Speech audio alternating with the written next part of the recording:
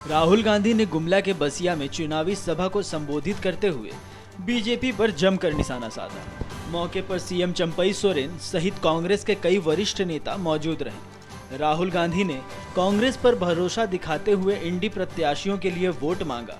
उन्होंने आदिवासी, बेरोजगारी, अग्निवीर समेत कई मुद्दों पर बीजेपी को घेरा। उस दौरान उन्होंने सरकार बनते ही सरना धर्म कोड लागू करने की बात कही। साथ ही गरीब किसानों का कर्ज माफ करने और गरीब परिवार की महिलाओं के खाते में सालाना 1 लाख रुपए यानी 8,500 रुपए महीना देने का वादा किया। इस दौरान उन्होंने बीजेपी पर हमला करते हुए कहा कि अगर भाजपा की सरकार आई तो आरक्षण पूरी तरह से खत्म हो जाएगा।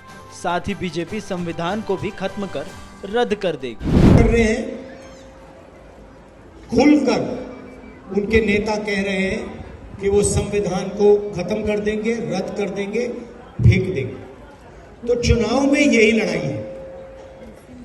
मोदी जी के नेता हर रोज कह रहे हैं कि हम संविधान को खत्म कर देंगे, उनको पार्टी से नहीं निकाला जाता, और एक के बाद एक बीजेपी के नेता बयान दे रहे हैं कि अगर हम चुनाव जीते तो संविधान को खत्म कर देंगे, आरक्षण को खत्म कर देंगे। भाइयों और बहनों, जो भी आपको मिला है आज तक, चाहे वो वोट का अधिकार हो,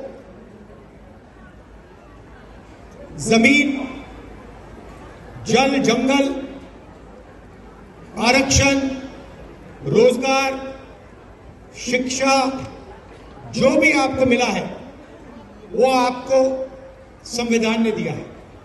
इसके बिना देश के आदिवासी, दलित, पिछड़े वर्ग के लोग कहीं नहीं रहे। तो यही सबसे जरूरी लड़ाई है।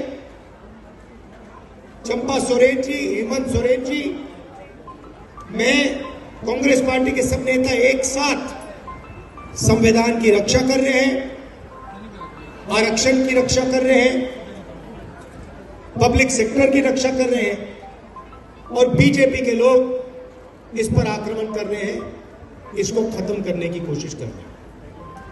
फिलहाल द न्यूज़ पोस्ट में इतना ही। रांची से ब्यूरो रिपोर्ट।